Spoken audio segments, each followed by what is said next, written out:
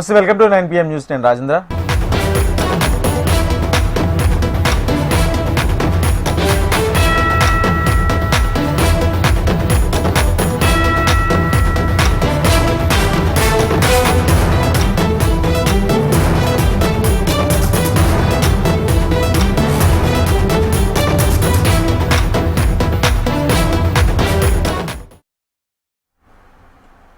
Insurance డబ్బుల కోసం ఒక వ్యక్తి సొంత అన్నను దారుణంగా హత్య చేసిన ఘటన ఉమ్మడి కరీంనగర్ జిల్లాలో జరిగింది. తమ్ముడు అన్నను టిప్పర్తో ఢీకొట్టి చంపి ప్రమాదంగా చిత్రీకరించాడు. రామడుగులో జరిగిన హత్య కేసును పోలీసులు ఛేదించారు. కేసులో 3 నిందితులను అరెస్ట్ చేశారు. ఆర్థిక ఇబ్బందులతో మృతి. అయితే తమ్ముడు ఆర్థిక ఇబ్బందులతో సతమతమవుతున్నాడు. ఈ నేపథ్యంలో అన్నను చంపి ఇన్సూరెన్స్ డబ్బులు తీసుకోవాలని స్కెచ్ వేశాడని, అనుకున్నట్లుగానే టిప్పర్తో గుద్ది రోడ్డు ప్రమాదంగా చిత్రీకరించినట్లు పోలీసులు తెలిపారు. అనుమానం వచ్చి ప్రశ్నించడంతో నిజం ఒప్పుకున్నట్లు తెలిపారు.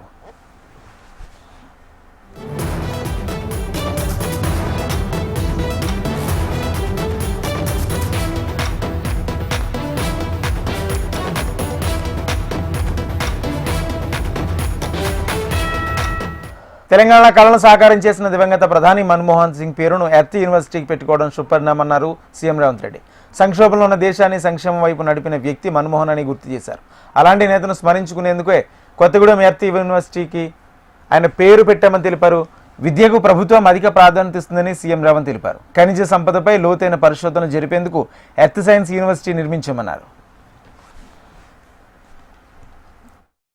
60 సంవత్సరాల తెలంగాణ ప్రజల యొక్క ఆకాంక్ష నెరవేర్చిన డాక్టర్ మన్మోహన్ సింగ్ గారి పేరును ఈ యూనివర్సిటీకి పెట్టుకోవడం ఒక గొప్ప అవకాశం. 2004 నుంచి 2014 వరకు సంక్షోభంలో ఉన్న కేంద్ర ప్రభుత్వాన్ని బాధ్యత చేపట్టి సంక్షోభం నుంచి సంక్షేమం వైపు, అభివృద్ధి నుంచి ఆకాశమంత ఎత్తుకు ఎదగడానికి ప్రధానమంత్రిగా డాక్టర్ మన్మోహన్ సింగ్ గారు బాధ్యత చేపట్టినారు.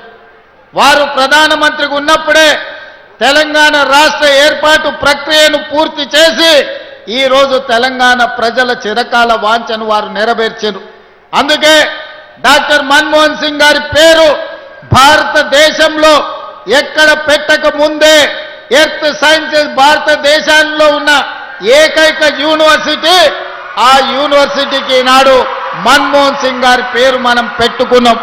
ఎడ్యుకేషన్ అండ్ ఇరిగేషనే తెలంగాణ రాష్ట్రాన్ని ప్రపంచ చిత్రపటం మీద ఉన్నత స్థానంలో నిలబెడుతుందని ఈనాడు మా ప్రభుత్వం సంపూర్ణంగా విశ్వసిస్తుంది. దానికోసమే ఎడ్యుకేషన్ ఇంప్రూవ్ చేయాలి, ప్రపంచ ఖనిజ సంపద మీద పరిశోధనలు జరగాలి. ఈ ప్రాంతంలో ఉన్న అపారమైన ఖనిజ సంపద సింగరేణి కావచ్చు, ఇతర ఖనిజ సంపదను గుర్తించాలి. సింగరేణి లాంటి సంస్థల్ని పెంపొందించాలి అనంటే ఎర్త్ యూనివర్సిటీ కొత్తగూడెంలో పెట్టాలి అని ఈనాడు మన ప్రభుత్వం నిర్ణయం తీసుకున్నది.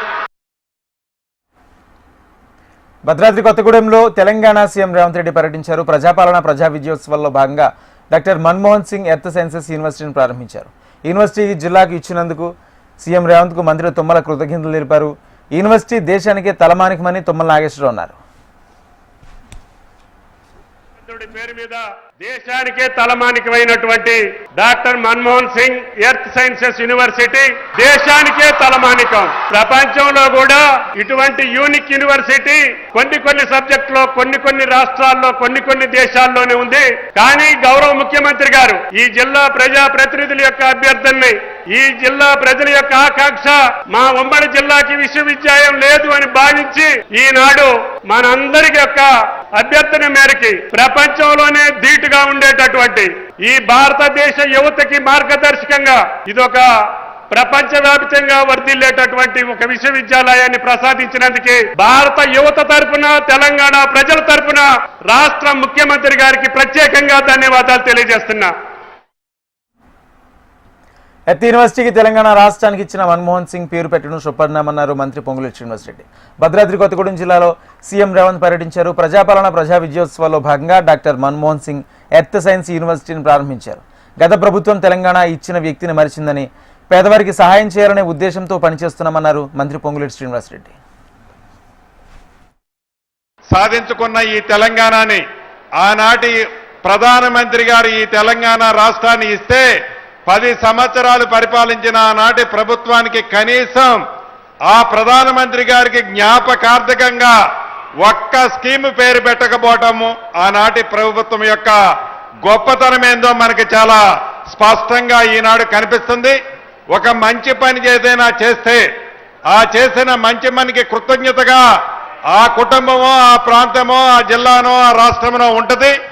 ఆనాటి ప్రభుత్వం మర్చిపోతే గౌరవ ముఖ్యమంత్రి రేవంత్ రెడ్డి గారు వచ్చిన తర్వాత ఈ ప్రజా ప్రభుత్వంలో ఈ ఇచ్చిన తెలంగాణ రాష్ట్రంలో ఒక మంచి యూనివర్సిటీకి కీర్తిశేషులు డాక్టర్ మన్మోహన్ సింగ్ గారు పేరు పెట్టినందుకు కూడా ఈ ప్రభుత్వ పక్షాన మీ అందరి పక్షాన కూడా గౌరవ ముఖ్యమంత్రి గారికి అభినందనలు తెలుపుతూ ప్రజా ప్రభుత్వం ఈ ఇందిరమ్మ ప్రభుత్వంలో సాధించుకున్న ఈ 2 సంవత్సరాలలో చెప్పిన ప్రతి మాటని పేదవాడికి అండదండలుగా ఉంటూ ఇస్తూ ఒక భరోసాని పేదవాడికి కల్పించిన ఈ ప్రభుత్వాన్ని రాబోయే రోజుల్లో మీ అందరి దీవెనలు ఆశీస్సులు తప్పకుండా ఈ ప్రజా ప్రభుత్వానికి ఉండే విధంగా మీ మనసులో ఉన్న కోరికలన్నీ తీరాలి అంటే గౌరవ ముఖ్యమంత్రి గారు కానీ ఈ వేదిక మీద ఉన్న పెద్దలందరి ప్రేమ అనురాగాలు మీకు ఉండాలి అంటే మీ దీవెనలన్నీ ఈ రాబోయే రోజుల్లో ఈ ఇందిరమ్మ ప్రభుత్వానికి ఉండే విధంగా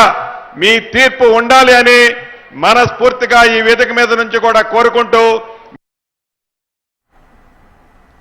దేశంలో ఎర్త్ యూనివర్సిటీ అత్యుత్తమైందన్నారు డిప్యూటీ సీఎం భట్టి విక్రమార్క. యూనివర్సిటీలో ఖనిజాలపై ప్రపంచానికి విజ్ఞానాన్ని అందిపుచ్చినట్లు ఆయన తెలిపారు. యూనివర్సిటీకి మన్మోహన్ సింగ్ పేరు పెట్టామని ఆ పేరుకు తగ్గట్లు వన్నె తెచ్చేలా యూనివర్సిటీ ఉండాలని భట్టి విక్రమార్క సూచించారు. కొత్తగూడెంలో CM Revanth Reddy earth university pylon ఆవిష్కరించారు. ఎర్త్ సైన్సెస్ అంటే దేశంలోనే ఎక్కడా లేదు. భూమి లోపల ఉన్నటువంటి పొరలు, భూమి లోపల ఉన్నటువంటి ఖనిజాలు, భూమి చుట్టూ ఉన్నటువంటి అనేక అంశాలపైన పరిశోధనలు చేయటమే కాకుండా పెద్ద ఎత్తున తద్వారా ఈ దేశానికి ప్రపంచానికి కూడా విజ్ఞానాన్ని అందించేటువంటి ఒక అద్భుతమైనటువంటి యూనివర్సిటీకి ఈరోజు ఈ రాష్ట్ర ముఖ్యమంత్రి శ్రీ రేవంత్ రెడ్డి గారి నాయకత్వంలో ఇవాళ మనం భూమి పూజ చేసుకున్న కార్యక్రమం మొదలుపెట్టాం. ఇది దేశానికి తలమానికంగా కాబోతోంది. తెలంగాణ రాష్ట్రం ఈ దేశానికి దిక్సూచి కాబోతుంది యూనివర్సిటీ ద్వారా అని మీ అందరికీ మనవి చేస్తూ ఈ యూనివర్సిటీని ఎంత త్వరగా వీలైతే అంత త్వరగా ఇక్కడ కావాల్సినటువంటి భవంతులు మిగతా అన్ని వసతులు త్వరలోనే ఏర్పాటు చేస్తామని డాక్టర్ మన్మోహన్ సింగ్ గారి గౌరవం పేరు మీద పెట్టినటువంటి ఈ యూనివర్సిటీని పెద్ద ఎత్తున ఆయన స్థాయిలో ప్రపంచ స్థాయికి తీసుకుని వెళ్తామని మీ అందరికీ మాటిస్తూ మరొక్కసారి ఖమ్మం ఉమ్మడి జిల్లా తరఫున గౌరవ ముఖ్యమంత్రి గారికి నా హృదయపూర్వకమైనటువంటి ధన్యవాదాలు తెలియజేస్తూ నేను ముగిస్తా ఉన్నాను. సైబర్ నేరాల పట్ల అవగాహన, విద్య, సమాజ భాగస్వామ్యం ద్వారా ఎదుర్కోవడమే లక్ష్యంగా ప్రౌడ్ కప్ ఫుల్ స్టాప్ అనే ప్రచారాన్ని టీజీసీఎస్బీ ప్రచురించింది. ఇక కార్యక్రమంలో డీజీపీ శివధర్ రెడ్డి ఉన్నతాధికారులు పాల్గొన్నారు. 10 ఏళ్ల కిందట బందీపోట్లు దొంగతనాలు ఉండేవని, ఇప్పుడు సైబర్ క్రైమ్స్ పెద్ద సమస్యగా మారిందని డీజీపీ తెలిపారు. సైబర్ మాయలో పడి చాలా మంది మోసపోయారని అన్నారు. గత సంవత్సరంలో పోల్చితే ఈసారి సైబర్ క్రైమ్ రేట్ చాలా తగ్గిందని తెలిపారు. ఈ క్యాంపెయిన్ రాష్ట్ర వ్యాప్తంగా ఒక ఉద్యమంలా వ్యాప్తి చేసి గ్రామాన సైబర్ నేరాల పట్ల అవగాహన కల్పిస్తున్నామని డీజీపీ శివధర్ రెడ్డి పేర్కొన్నారు. 10 ఏళ్ల నుంచి ముఖ్యంగా 5-6 ఇయర్స్ నుంచి పెద్ద సమస్యగా ఒక పీడగా మారినటువంటి క్రైమ్ ఈ సైబర్ క్రైమ్.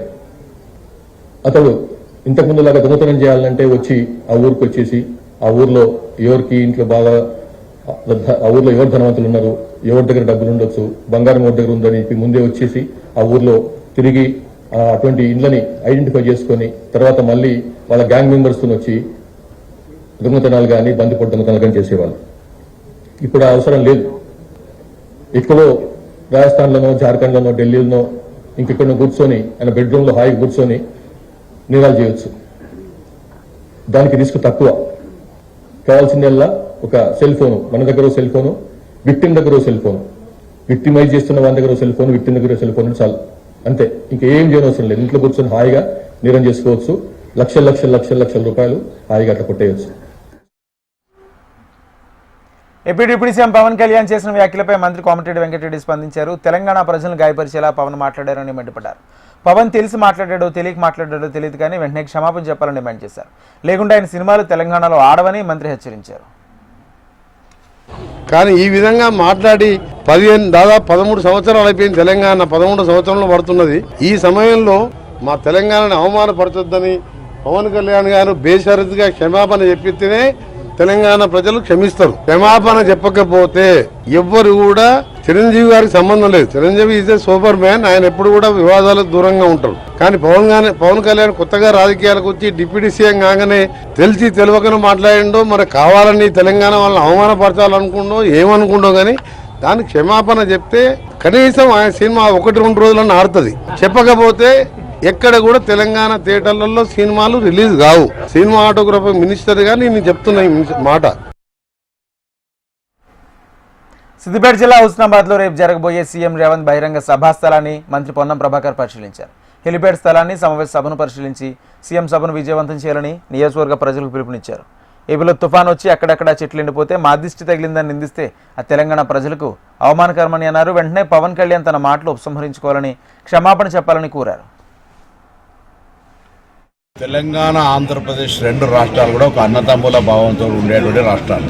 తెలంగాణ తుఫాన్లో మునుగుతుంటే కూడా మేము ప్రకృతి అనుకుంటున్నాం తప్ప ఆంధ్ర ప్రజల తప్పు పడతలేదు.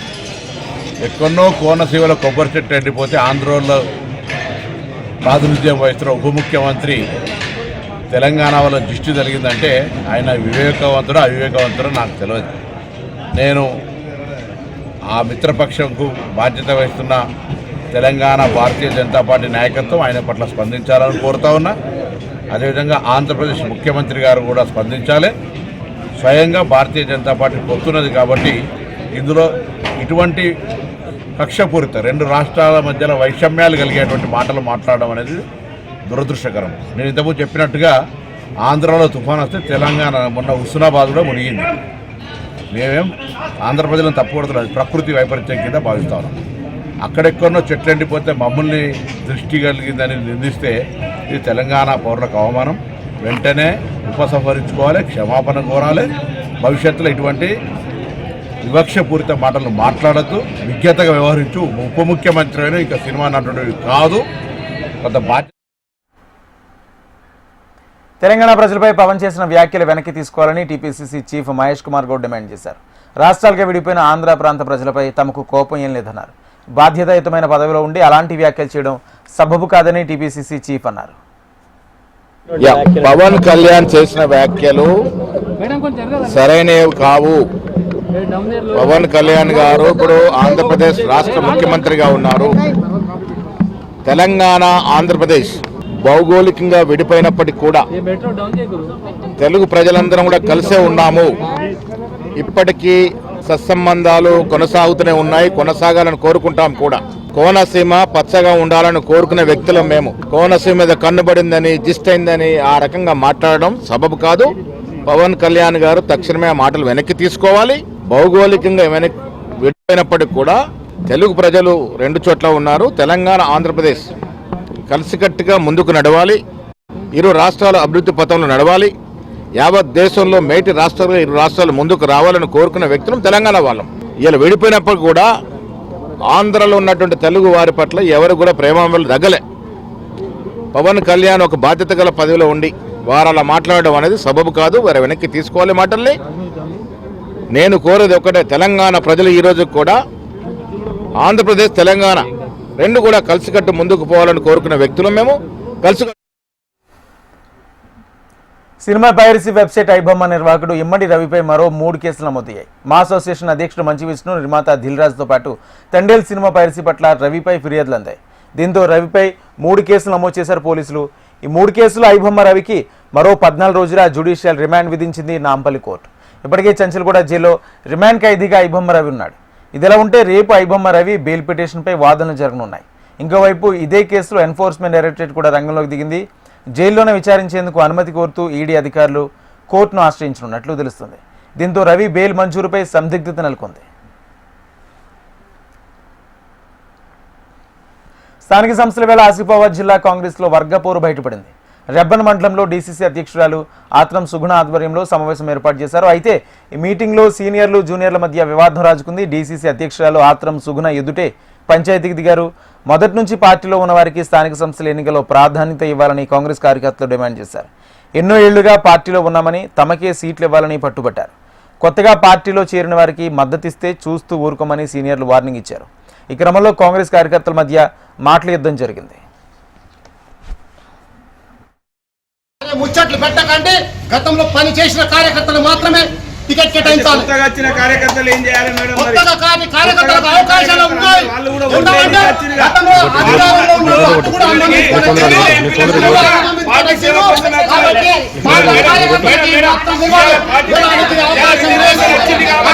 పార్టీలో 10 సంవత్సరాలు కష్టపడి పనిచేసిన వాళ్ళకే ఇవ్వాలి. తెలంగాణ ఉద్యమకారులకు గుర్తింపు కార్డులు, పెన్షన్లు, 250 గజాల స్థలం ఇస్తామని కాంగ్రెస్ హామీ ఇచ్చిందని చెప్పినట్లుగానే డిసెంబర్ 9న అనౌన్స్ చేయాలని జాగృతి అధ్యక్షురాలు కవిత డిమాండ్ చేశారు.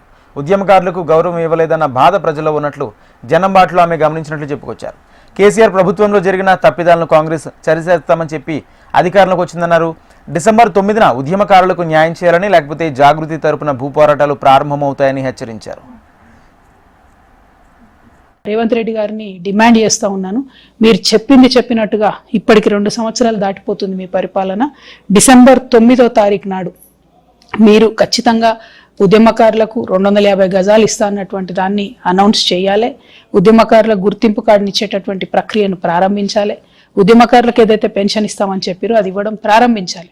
మీరు 2 ఏళ్లలో టైంపాస్ చేస్తున్నారు తప్పితే, అప్లికేషన్లు పెట్టమని కాలయాపన చేస్తున్నారు తప్పితే, ఎన్నడూ కూడా ఉద్యమకారులను కనీసం రాష్ట్ర అవతరణ దినోత్సవం కూడా మీరు గౌరవించినటువంటి పాపాన పోలేదు. మేమందరం డిమాండ్ చేసేంత వరకు కూడా కనీసం మీరు అమరవీరుల స్తూపం దగ్గరికి వెళ్ళి నివాళులు అర్పించలేదు. మేమందరం డిమాండ్ చేసేంత వరకు కూడా మీరు ఇంతవరకు జై తెలంగాణ అనలేదు. నేను ఇవాళ ముఖ్యమంత్రి గారిని ఒకటే డిమాండ్ చేస్తున్నా. ఇవాళ మీరు తెలంగాణ రాష్ట్రానికి ముఖ్యమంత్రి అయినంటే దానికి ఉద్యమకారులు చేసినటువంటి పోరాటమే దానికి పునాదిగా మారింది.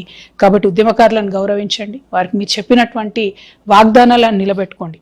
డిసెంబర్ 9వ తారీఖు నాడు మీరు ఈ ప్రకటన చేయకపోతే డిసెంబర్ 9 తర్వాత తెలంగాణ జాగృతి భూ పోరాటాలు చేస్తుంది. ఎక్కడెక్కడ ప్రభుత్వ భూములు ఉంటే అక్కడక్కడ మేము ఉద్యమకారులను తీసుకొని వెళ్ళి మరి ఉద్యమకారులకు ఆ భూములను పంపకం కూడా చేయడం జరుగుతుంది. వెళ్ళి ఆ భూముల మీద మా భూమి ఏదైతే దానికోసం మా రక్తాన్ని చెమటను దారపోసి జైళ్లను లెక్క చేయకుండా, లాఠీలను లెక్క చేయకుండా పోరాటం చేసినామో ఖచ్చితంగా ఆ ఉద్యమకారులకు భూమి చెందే విధంగా జాగృతి జెండాలు కూడా భూములలో పాతుతాం, ప్రభుత్వ భూములలో అని కూడా ఈ సందర్భంగా తెలియజేస్తూ, ముఖ్యమంత్రి గారు డిసెంబర్ 9 నాడు మీరు ప్రకటన చేయాలి.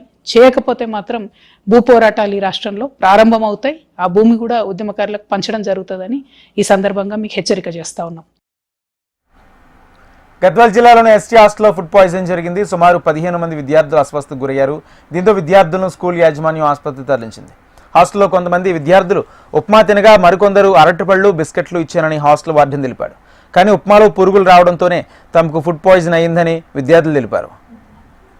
ఎస్టీ బాలుర హాస్టల్ నుంచి సుమారు 15 మంది బాలురు మా హాస్పిటల్కి సస్పెక్టెడ్ ఫుడ్ పాయిజనింగ్తో వచ్చారు. ఈరోజు ఉదయం వాళ్ళు బూస్ట్, ఉప్మా, ఇంకా రాగి జావా అవన్నీ తాగినారని చెప్పినారు. వాళ్ళ అరటిపండు కూడా తిన్నారని చెప్పారు.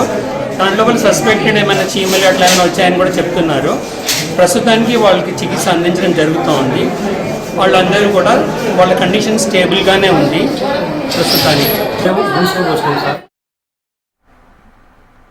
ఏపీ రాజధాని అమరావతిలో 2వ విడత భూ సమీకరణకు ప్రభుత్వం అధికారిక ఉత్తర్వులు జారీ చేసింది. 7 గ్రామాల పరిధిలో 16,666 ఎకరాల పట్టా అసైన్ భూమి సమీకరణ చేసేందుకు ఆదేశాలు ఇచ్చింది.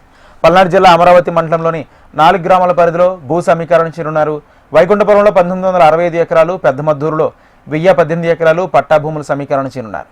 ఎన్రాయి గ్రామ పరిధిలోని 1879 ఎకరాల పట్టా, 46 ఎకరాల అసైన్డ్ ల్యాండ్, కర్లపూడి లేమల్లి గ్రామంలో 2603 ఎకరాలు పట్టా భూమి, 51 ఎకరాల అసైన్ భూమిని సమీకరించనున్నారు. తిరుపతిని రాయలసీమ కేంద్రంగా గ్రేటర్ సిటీగా మార్చే యోచనలో సీఎం చంద్రబాబు ప్రయత్నిస్తున్నారని మంత్రి అనగాని సత్యప్రసాద్ అన్నారు. తిరుపతి జిల్లా కలెక్టర్లో జిల్లా అభివృద్ధిపై సమీక్షా సమావేశం నిర్వహించారు. మోందా, దిత్వా తుఫాన్లను సమర్థవంతంగా ఎదుర్కొన్నామని తెలిపారు. రానున్న ఫ్లెమింగో ఫెస్టివల్ను విజయవంతంగా నిర్వహిస్తామని తెలిపారు. హంద్రీనేవా ప్రాజెక్ట్ 2వ దశ పనులు వేగవంతంగా జరుగుతున్నాయన్నారు. తిరుపతిని ప్రత్యేక రైల్ జోన్గా ప్రకటించాలన్న డిమాండ్ను ప్రభుత్వం పరిశీలిస్తుందని మంత్రి అనగాని సత్యప్రసాద్ తెలిపారు. దాదాపుగా 36 డిపార్ట్మెంట్స్ మీద అధ్యయనం చేసి డిస్కషన్ చేసి, ఎందుకంటే గత రివ్యూకి ఇప్పుడుకి మధ్యలో యాక్షన్ టేకన్ రిపోర్టు, తర్వాత వే ఫార్వర్డ్ ఎట్లా చేస్తే ఏదైతే గౌరవ ముఖ్యమంత్రి గారు నెల్లూరు నియోజకవర్గంలో అధికార టీడీపీ నూతన కమిటీలు కొలువుదీరాయి. దాదాపు 3600 మందికి పైగా సభ్యులతో మంత్రి పొంగూరు నారాయణ కొత్త కమిటీలు నియమించారు. పార్టీ పట్ల నిబద్ధత, విధేయత, సేవాభావం ప్రధాన అంశంగా నూతన కమిటీలను ఏర్పాటు చేశారు మంత్రి నారాయణ. ఈ సందర్భంగా క్యాంప్ కార్యాలయంలో టీడీపీ సిటీ నూతన కమిటీలనే మంత్రి నారాయణ ప్రమాణ స్వీకారం చేయించారు. రాష్ట్ర అభివృద్ధి లక్ష్యంగా సీఎం చంద్రబాబు సారథ్యంలో కూటమి పాలన ముందుకు సాగుతుందని నారాయణ తెలిపారు.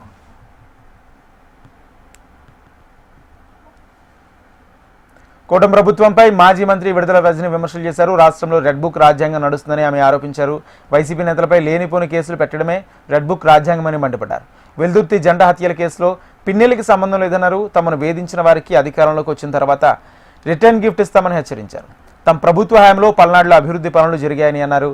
వైసీపీ నేతలపై నిరాధార ఆరోపణలు చేయడం తగదని మాజీ మంత్రి విడుదల రజని తెలిపారు. సంబంధం లేనటువంటి కేసులో వాళ్ళని ఏ విధంగా ఇబ్బంది పెడుతున్నారో దీన్నే ఒక ఉదాహరణగా మన జిల్లాలో చూడొచ్చని తెలియజేస్తున్నాం. అసలు ఏంటి రెడ్ బుక్?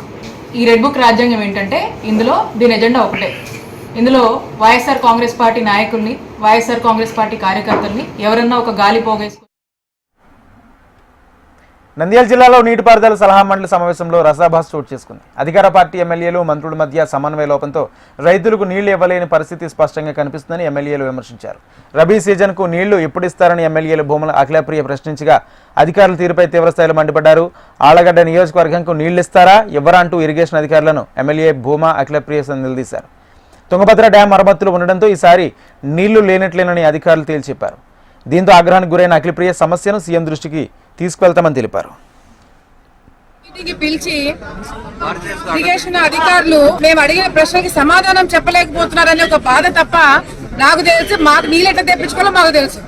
ప్రతిపక్షంలో తెప్పించుకున్నాము, అధికారంలో తెప్పించుకున్నాము. మేము తిప్పలు ఎట్లా పడతాము, చివరి ఆయకట్టు తిప్పలు మేము. కూటమి సర్కార్ పోకళ్లు చూస్తే ఇది ప్రజాస్వామ్యమా, నియంతృత్వమా అనిపిస్తుందని మాజీ మంత్రి కన్నబాబు విమర్శించారు. కూటమి సర్కార్లో స్వలాభమే కనిపిస్తుంది తప్ప ప్రజల బాగు కోసం ఆలోచించడం లేదని ఆరోపించారు. గత చంద్రబాబు పాలనలో లిక్కర్ స్కామ్ జరిగిందని సిఐడి కేసు పెట్టిందని, ఇప్పుడు అదే సిఐడి తమకు సంబంధం లేదని వాంగ్మూలం ఇచ్చిందన్నారు.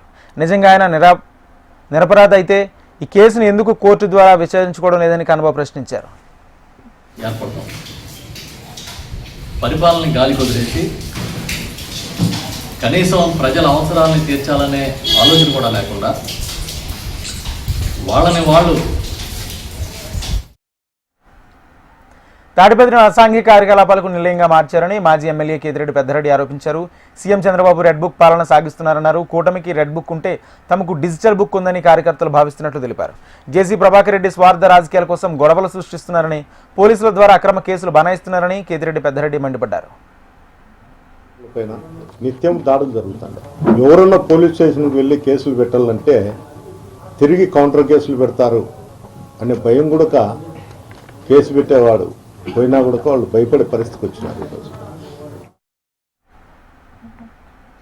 కేంద్ర ప్రభుత్వం మరో కీలక నిర్ణయం తీసుకుంది. ఆఫీస్ ఆఫ్ ప్రైమ్ మినిస్టర్ పేరును సేవా తీర్థిగా మారుస్తున్నట్లు ఉత్తర్వులు జారీ చేసింది. అంతకుముందు రాష్ట్రంలోని రాజ్ భవన్ పేరును లోక్ భవన్గా మార్చింది.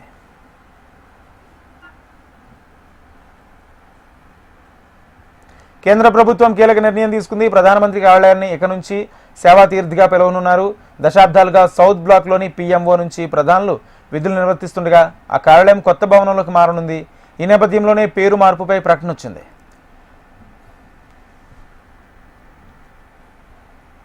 ప్రస్తుతం ఢిల్లీ పర్యటనలో ఉన్న మంత్రులు లోకేష్, అనిత, కేంద్ర హోంమంత్రి అమిత్ షా, వ్యవసాయ శాఖ మంత్రి శివరాజ్ సింగ్ చౌహాన్లతో సమావేశమయ్యారు. ఏపీలో మోందా తుఫాను సృష్టించిన బీభత్సానికి వాటిల్ల నష్టంపై నివేదిక సమర్పించారు. ఏపీకి తీవ్ర నష్టం మిగిల్చిన మోందా తుఫాను కారణంగా రాష్ట్రంలో అన్ని రంగాలకు కలిపి 6,352 కోట్ల రూపాయల మేర నష్టం వాటిల్లిందని వారు కేంద్ర మంత్రికి వివరించారు. తుఫాను కారణంగా ప్రజలు తీవ్రమైన ఇబ్బందులు ఎదుర్కొనడమే కాకుండా మౌలిక సదుపాయాలు కూడా తీవ్రంగా దెబ్బతిన్నాయన్నారు. మోందా తుఫాను వల్ల రాష్ట్రంలో మొత్తం 3,109 గ్రామాలు ప్రభావితమయ్యాయని తెలిపారు. ఓటర్ జాబితా ప్రత్యేక సమగ్ర సవరణపై చర్చ కోసం పార్లమెంటు పదే వాయిదా పడుతున్న నేపథ్యంలో కేంద్ర ప్రభుత్వం కీలక నిర్ణయం తీసుకుంది. పార్లమెంట్లో నెలకొన్న ప్రతిష్టంభన తొలగించేందుకు విపక్ష పార్టీల నేతలను చర్చలకు ఆహ్వానించింది. ఈ విషయాన్ని పార్లమెంటరీ వ్యవహారాల మంత్రి కిరణ్ రిజిజు వెల్లడించారు. డిసెంబర్ 8న మధ్యాహ్నం 12 గంటల నుంచి లోక్సభలో వందే మాతరం వార్షికోత్సవంపై, డిసెంబర్ 9న SIR అంశంపై చర్చించనున్నట్లు కిరణ్ రిజిజు తెలిపారు. కర్ణాటక రాజకీయాల్లో కీలక పరిణామం చోటు చేసుకుంది. కుర్చీ కుస్తీపై సీఎం సిద్ధరామయ్య ఆసక్తికర వ్యాఖ్యలు చేశారు. హైకమాండ్ ఎప్పుడు నిర్ణయిస్తే డీకే అప్పుడే సీఎం అవుతారని ఆయన తెలియజేశారు. ఇద్దరం కలిసి రేపు వేణుగోపాల్ను కలుస్తామని, హైకమాండ్ నుంచి ఇంకా పిలుపు రాలేదని స్పష్టం చేశారు. సిద్ధు కాంగ్రెస్ ఎమ్మెల్యేలంతా ఐక్యంగానే ఉన్నారని, రాహుల్తో చర్చించాకే కేబినెట్లో మార్పులు ఉంటాయని క్లారిటీ ఇచ్చారు సిద్ధరామయ్య.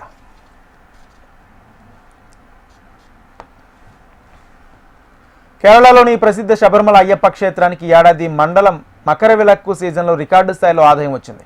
కేవలం 16 రోజుల్లోనే 92 కోట్ల రూపాయల మేర ఆదాయం వచ్చినట్లు టీడీపీ వెల్లడించింది. గత ఏడాది ఇదే సీజన్తో పోలిస్తే ఈ దఫా ఆదాయం 33.33% పెరిగినట్లు టీడీపీ పేర్కొంది. గత ఏడాది కేవలం 69 కోట్ల రూపాయలు మాత్రమే వసూలైనట్లు దేవస్థానం బోర్డు తెలిపింది. ఇన్వెస్టర్ల లాభాల స్వీకరణకు పాల్పడడంతో ఎఫ్ఐఐల అమ్మకాలతో స్టాక్ మార్కెట్లు ఇవాళ భారీగా నష్టపోయాయి. సిఎస్క్యూ బ్యాంకులు సహా అన్ని రంగాల షేర్లతో అమ్మకాల ఒత్తిడి నెలకొంది. గత కొద్ది సెషన్స్లో కీలక సూచీలు లాభపడడంతో మదుపర్లు ఇవాళ ప్రాఫిట్ బుకింగ్కు దిగారు. మొత్తం మీద సెన్సెక్స్ 503 పాయింట్లు పతనమై 85,138 పాయింట్ల వద్ద క్లోజ్ అవగా 143 పాయింట్లు కోల్పోయిన నిఫ్టీ 26,032 పాయింట్ల వద్ద ముగిసింది.